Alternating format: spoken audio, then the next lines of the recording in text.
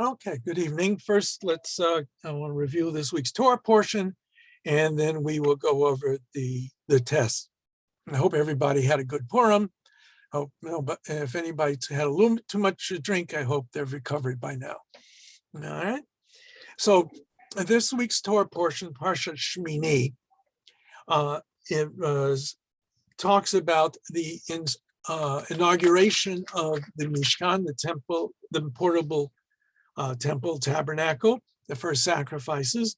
And unfortunately, soon, right after that, we have the tragedy, the story Nadav and Avihu. Nadav and Avihu were the two older sons of Aaron the high priest, Moshe's nephews. And it's not clear 100% what they did. We're just told that the sons of Aaron, Nadav and Avihu, each man took his fire pan, put fire on it, laid incense on it, and they offered before the Lord alien fire, which he had not enjoined upon them. Okay? So the straightforward reading is that they performed a ritual that was not commanded by God for them to do. There's a lot of different stories and interpretations that surround this entire episode.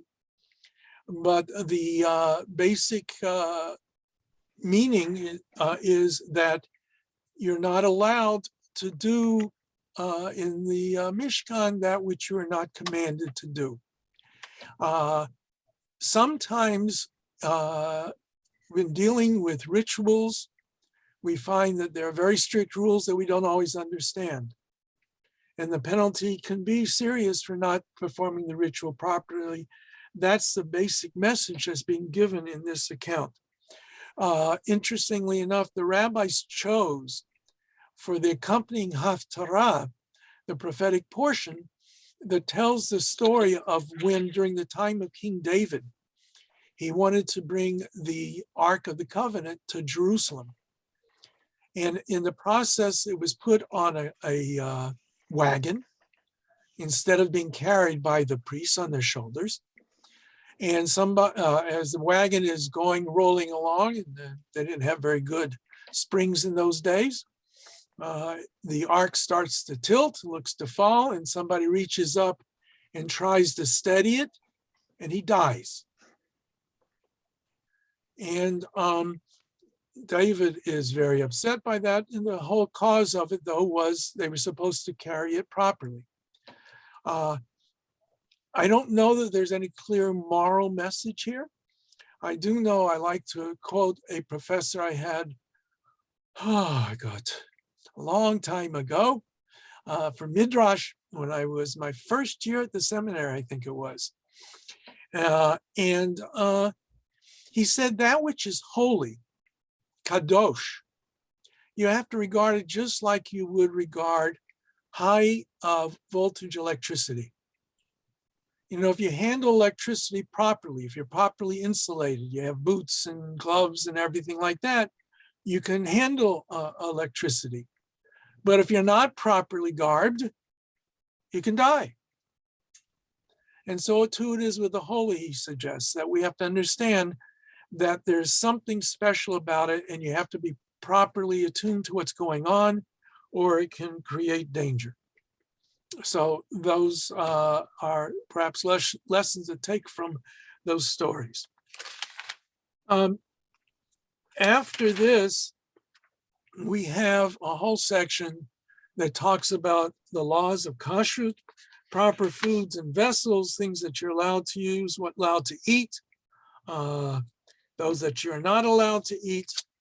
We've touched upon this when we talked about kashrut. But that is the basic that follows to mostly to the end of the Parsha. And we're told you shall, talking about certain things that swarm on the earth are not supposed to eat. It says, you shall not draw abomination upon yourselves through anything that swarms. You shall not make yourselves impure therewith, and thus become impure. For I, the Lord, am your God. You shall sanctify yourselves and be holy, for I am holy. So we are commanded to act in a certain way, to be holy because God is holy. And so that serves as an underpinning of the laws of kashrut, throughout the laws of the Torah. All of it is meant to create a certain kind of person, a certain degree of holiness, kedusha. Kedusha has in it the meaning of separate and distinct from the other nations of the world. And so that's part and parcel of that. I just want to add, interestingly enough, this week in the what we call the Daf Yomi, I mention it from time to time, we study a page of Talmud, a folio page, actually front and back of one page of Talmud. And in the course of the discussion during the last week, we came upon the question of different opinions. And most importantly, we're talking about the major schools of Hillel and Shammai, Beit Hillel and Beit Shammai, who were active in the first couple of centuries of the Common Era. They often disagreed on some very important matters of Jewish law. And the Talmud wants to know, since we accept the general opinion, the law follows the school of Hillel, Beit Hillel. When there's a difference of opinion between Beit Hillel and Beit Shammai, we follow Beit Hillel. So did Beit Shammai practice what they said the law should be? And there were some very serious repercussions from some of those, including some issues about marriage. So in the give and take of the Talmud, some want to say they didn't follow what they said, others said, and they followed Beit Hillel, even though they didn't agree with them. Others said, no, they followed their opinion. They acted in accordance with how they interpreted the law. And so the Talmud says, but then you're dividing the Jewish people up. You're having different groups. You're cutting them into pieces. And so very famously, the Talmud says, well, wait a minute. It has some different discussions about it, how that works out. But it says, we've always had differences. And amongst the differences that they mention, it says in the town of Rabbi Eliezer, they ate fowl chicken with milk. That's a pretty big thing, a kosher dish. Today we would not do that. But they said that was there. And it's a very important element in understanding that Judaism has never been one-faceted. There always have been various approaches to different things, and people draw lines, how far out, my camera doesn't go that far out. How far out can you divide, right? That far, this far, all right, we can argue on that. But the fact of the matter remains, it doesn't have to be this. There's always room for variations in practice, in belief, and that's part and parcel of the Jewish way. So those in the very Orthodox world who say there's only one way of doing things, I beg to differ. And as long as you follow what I tell you to do, it's okay. All right? You disagree with me, you're in troubles. But that's like the whole, there's a saying, what's a zealot? Anybody who does more than I do. What's a heretic? Anybody who does less. Okay. All right, so that's this week's Torah portion. However, on exams, there are correct answers to questions. So let's look at those. The questions today. That's the Talmud passage. You don't need that. Okay. Look how what I did this week and make it nice and easy for everybody. All right. So we start off here at the beginning. So these are the questions. What parts of the Tanakh do the various books belong to? So Psalms belongs to Ketuvim, the writings. Ezekiel, Yechezkel is from the prophets. Deuteronomy is from the Torah. Number 4, Esther is from Ketuvim, okay. Yonah is Nevi'im, the prophets, N, number 5. 6, Jeremiah, again, prophets, so N for Nevi'im. Isaiah, again, one of the prophets, so N. Exodus is one of the 5 books of the Torah, so Torah. And Lamentations is again, from Ketuvim writings. Okay? So that really should not be very difficult for you, I would hope. All right. Everybody still there? If you have a question, if you're muted, you have to unmute yourself and yell so I can hear you, because I can't necessarily see you waving your hand. Okay. All right, so we'll keep going. Number 10, the book of Genesis opens with the story of creation. That's D. Bereshit bara Elokim et hashamayim et haaretz. In the beginning, God created the heaven and earth. Number 11, who is it that tricks his father into giving him the blessing? That would be B, Jacob. Jacob tricks his father, Yitzchak, and takes the blessing that was supposed to go to Esau to Esau. Okay, 12, who draws water at the well for Abraham's servant? That would be B, Rachel. 13, the Song of Songs tells the story of a Moabite convert to Judaism. That's false. That's the book of Ruth is the story of the Moabite convert. 14, Ein chadash tachat hashemesh, there's nothing new under the sun, is found in C, Ecclesiastes. 16, Isaiah lived at the time of the destruction of A, the northern tribes, which is in 722 BCE. Okay.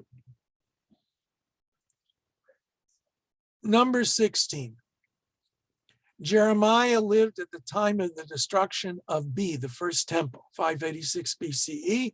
He was alive at the time. He dies sometime after that destruction. 17, had a vision of God in the temple with angels reciting, holy, holy, holy, kadosh, kadosh, kadosh. That would be B, Isaiah. 18, had a vision of the mystical chariot of God. That would be A, Yechezkel, Ezekiel. 19, Torah means D, all of these. It's teaching, it's law, it's doctrine. Okay, number 20, the Talmud is part of the oral Torah. 21, the Mishnah is part of the oral Torah. 22, the book of Psalms is part of A, the written Torah. Right, so when I'm saying written Torah, that means that any part of the written Bible. Okay, 23, the Midrash is part of B, the oral Torah. 24, the response to literature is B, answers to religious questions. 25, this should have been close to you because since we just had the holiday, Esther is the hero, right? Or one of the heroes of the book of Esther. 26, Mordechai is also a hero. 27, Haman, boo, is B, a villain. Okay. 28, in Toronto, Purim is celebrated on A, the 14th of Adar. Okay. 29, in Jerusalem, Purim is celebrated on B, the 15th of Adar. 30, which is not associated with Purim? C, Latkes. Latkes is Hanukkah. Okay, the 4 mitzvot associated with Purim are, it doesn't matter the order that you got them on. So one has to be the reading of the Megillah reading. One has to be Matanot Yonim, gifts to the poor. You don't have to have the Hebrew, but giving gifts to the poor.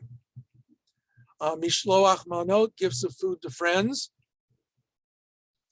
And the fourth one is the Purim Sudah, the Purim meal. Okay, so reading the Megillah, gifts to the poor, gifts of food to friends, and the Purim meal. Okay. 35. Brit Milah is ritual circumcision. 36. Brit Milah takes place B, 8 days after birth. Now this is all assuming everything's okay. 37. A baby boy is named B 8 days after birth. He's is part of the Brit Milah ceremony. 38. A baby girl is named A when the Torah is read. There's no fixed time, but the traditional ritual was when the Torah is read. 39. A Pidyon Ben takes place C, 30 days after birth. Okay. 40. A bar mitzvah is B, reaching the age of mitzvot. 41. At what age does a boy become a bar mitzvah? By tradition, B, 13 years. 42. A girl becomes a bat mitzvah A, 12 years. 43. What does a boy have to do to be a bar mitzvah? The only answer is A, having a birthday. As long as he has the 13th birthday, he is a bar mitzvah with or without anything else. And what does a girl have to do to be a bat mitzvah? 44. Once again, A, have a birthday. Nothing else is required. Everything else is additional celebration of that birthday. 45. What creates a betrothal bond between a man and a woman? B, the man giving the woman a ring. Right? When he gives her a ring, says, you're consecrated to me by this ring, that's Kiddushin. 46. The Jewish marriage document is called B, Ketubah. 47. The Jewish marriage document is witnessed by A, 2 witnesses. 48. To be kosher witnesses, they must be unrelated, A, B, and C. So D is the best answer there. Unrelated to either party. Yes. Question for that, because for example, like usually when you say all of these, that will include every single answer, not just the ones that are above. So I know that it was A, B, and C, but like E was not one of them. So that is correct. All right, if you use your judgment, what you were answering. Okay, just making okay. sure I wanted. Well, I would think grammatically all of these it would not include E, but that's all right. If you put A, B, and C, that's okay too. Maybe next time I'll leave the D out when I give the exam and just have D be drunk, and then we'll see what happens there. Okay, thank you. As a matter of fact, if the witness is drunk, he's not a reliable witness, so therefore they'll be disqualified. But then you have a little chaim, that's okay. 40, that's what this is a Jewish class. Everybody has to have a little bit of something to say. Okay, 49. The chuppah is C, the wedding canopy. Anybody who said D, the wedding canopies, bad pun. And I'm good at bad puns. Okay, 50. Following the reading of the Jewish marriage document, D, 7 blessings are recited. 51. What are the grounds for divorce in Jewish law? This is just A, burnt beans. In other words, there's no clear requirement except that the couple can't make it together. 52. The divorce document is called A, get. 53. Which of the following are you not required to mourn for? You're not required to mourn for a grandfather. It doesn't mean you can't, but are you required to? 54. A funeral should take place A, as soon as possible. 55. A man is buried in a talit with one set of fringes cut off. That's true. 56. The dead are normally embalmed. That's false. 57. A funeral can take place on Shabbat. That's false. 58. The normal mourning period, Shiva, after burial is B, 7 days. 59. The onset of a Jewish holiday ends the Shiva. That's true. And finally, yes. Okay. I wanted to clarify for that last question, the onset of a Jewish holiday ends the Shiva. I thought it was like specifically like the harvest holidays, Well, that's not okay. any holiday. So You are correct. It's a said poorly worded question. If you put false, I'll accept it. Your caveat there, so I should give you credit for that. No, you are correct. It's talking about the 3 festivals, Sukkot, Pesach, Shavuot, Sukkot, but also Rosh Hashanah and Yom Kippur. So it's not just the harvest festivals, but it does not include Hanukkah and Purim. Thank you. So if you had, it's up to you. If you had that in mind, that was what your answer is based upon, I accept what you said. Anybody else? Okay. Either I answered the other questions or you got different. Okay. And finally, number 60. The full mourning period for a parent is D, 12 months. Now, one interesting anomaly with that I myself have made a mistake in the past. When we say 12 months, that doesn't mean a year. So for example, when we have a leap year, as we have right now, you count 12 months.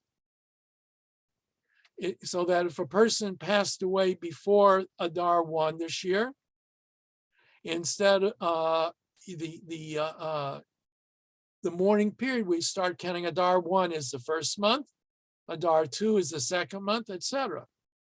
If we're not a leap year, then Adar would be the first month and Nisan would be the second month.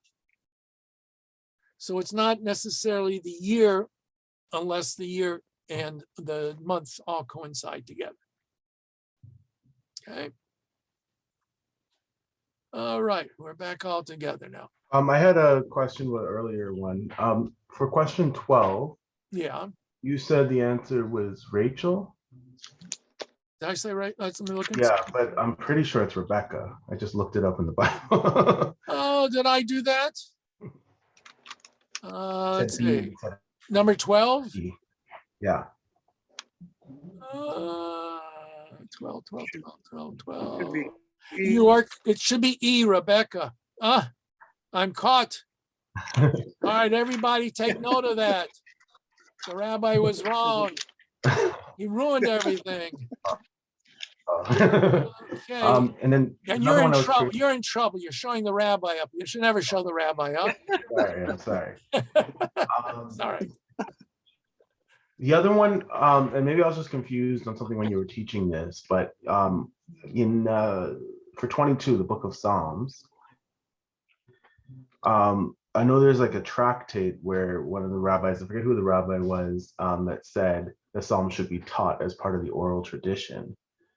And so I just took. I don't recognize that at all. Okay.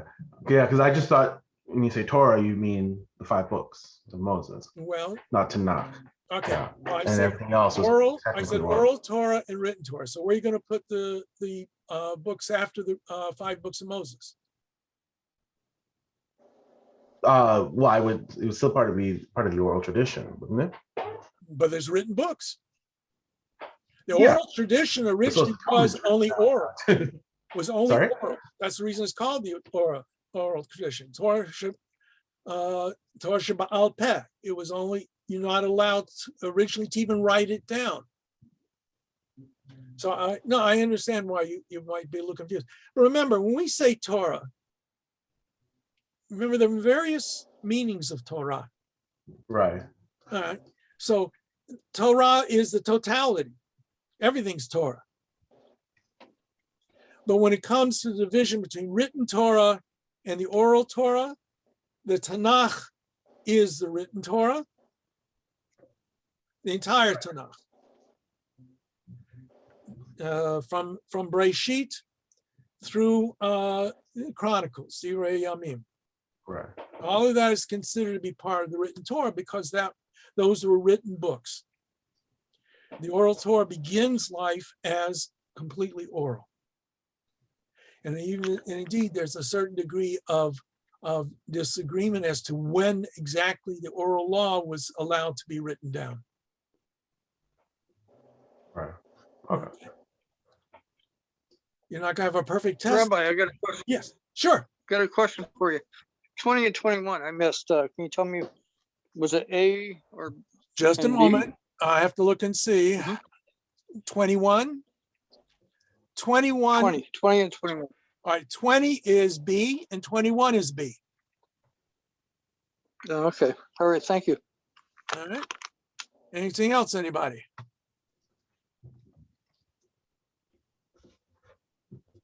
No. Okay, guys, I guess you're gonna have an early evening tonight. Next week, we will get back together. And I will send you, all right.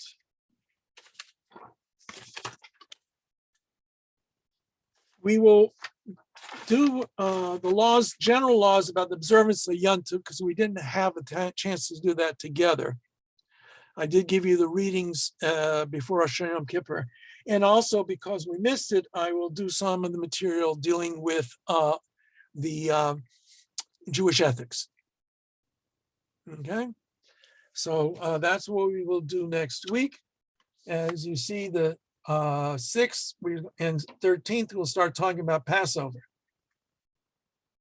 Okay. All right. Well.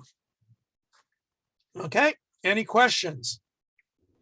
Rabbi Berman, Yes. and I have a question that's unrelated to what we covered, but is related to what we will cover. But I'm just very interested, so I guess I'm asking beforehand. Yeah. Is it possible to like have a kosher home and like only have it be meat based, so like you have no dairy? Of course. You can have it only dairy.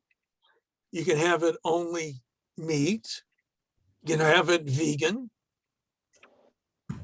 All right. There's, the laws of kashrut only demand not to mix or not to eat that which is not kosher. So if a person wants to set up their house in a certain way, that's perfectly legitimate. Okay. Okay, thank you. All right. Anybody else? I had one other Sure. question. I think just one other. That's all right, Corey. I'm used to it by now. 45. Yeah. The betrothal.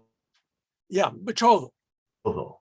Yeah, I was just looking this up because this is what I thought I remembered as well too. That the Ketubah? the kiddushin was any of the three, either money, kesef, contract shatar, or. All right, well, when was the last time you went to a Jewish wedding in which the bride and groom had sex under the All right. Yeah, the possibility of creating a marital bond is one of three ways. A man with witnesses present can give a woman a document saying you are mikudeshet b'ktav zeh with this document. You can give a ring or money. The ring is in lieu of money, and say Hariyat mikudeshet li b'tabat zo or b'kesav zo. Or in theory, sexual relations with the problem is you're supposed to have witnesses, and how the witnesses are supposed to be, we'll go into. I'm not really sure how that would work out. But the rabbis forbid creating a marital bond that way. Although the assumption is in traditional circles that if two Jews had sexual relations, they meant it for marriage generally. So even if they didn't have a formal marriage ceremony, they say a person doesn't just act in a licentious way. Today, the only thing that we have that is officially creating the marital bond is the giving of the ring under the chuppah. That's how we perform Kiddushin today. Okay. But in theory, certainly a document, but generally, I'm not sure how one would really do that today. And like I said, we rule out sexual relations for the sake of creating the marital bond. So in theory, is A, B, and D technically right? Well, let me look. Like, how was the question? What number we're looking at? 45. Well, you want the answer to be D? No, I put A, B, and D. I put all three. Okay. The signing of the ketubah, no. Okay. The ketubah is the requirement that a man has to have towards his wife. The rabbinic rabbis created this ketubah as a prenuptial agreement, the best way to define it. But it does not create the actual marital bond. Indeed, there are some, not too many, but there are some who insist on signing the ketubah after the ring is given, because the ketubah actually refers to the creating of the marital bond. And how can you sign the witnesses who haven't seen it yet? We won't go through that, right? So the ketubah is not the document that is referred to in those three methodologies. Right. Okay. And if the marriage was not consummated, yes, in theory, there might be rooms for setting aside the marriage under certain circumstances. But again, the marital relations after the wedding do not create the bond today. Now, you're already married. And in traditional circles, I will say this, in traditional circles, we don't exchange rings. It's just the man to the woman, right? Man to the woman. Now, if you want to have the woman give the man a ring, most conservative rabbis will do it, but they separate the two, and they do not use the language of Kiddushin. So the man says to the woman when he gives her a ring under the chuppah, "Harei at mikudeshet li," behold, you're mikudash, Kiddushin, to me, betrothed to me by this ring. When the woman gives the ring, no matter when she gives it to him, at least amongst most conservative rabbis, she will say a formula, something to the like "Hani l'dodi v'dodi li," I am my beloved's and my beloved is mine, which is a term of endearment. But the marital bond has already been created. Indeed, the Talmud says you can't have what we call chalipim, an exchange of things. Which is not really referring to this ring ceremony that we do today, but that's what the Talmud says there. So those of us are traditional, in more liberal circles, especially in the Reform. I don't know if any of my colleagues in town here would do it. Some of the, it is possible they may have the woman use the same language of Harei at mikudash, Harei ata mikudash li, turning masculine form. But it's really superfluous because you've already done it. Once the man is given the ring, the marital bond is there. So in my humble opinion, it's meaningless if a woman says it at a point. I'm sorry, ladies, but that's traditionalist. Right? The only way to make it different would be if the woman gave the man the ring first.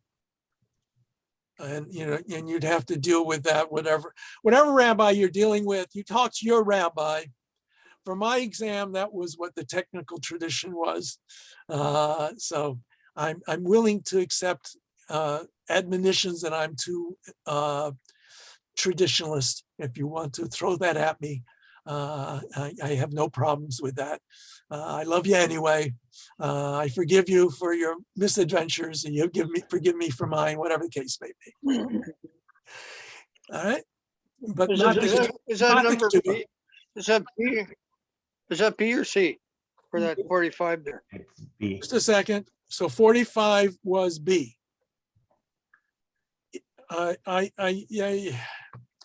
if you put C and you want to argue that you are a feminist, just make a note there that is not according to the more traditional interpretation.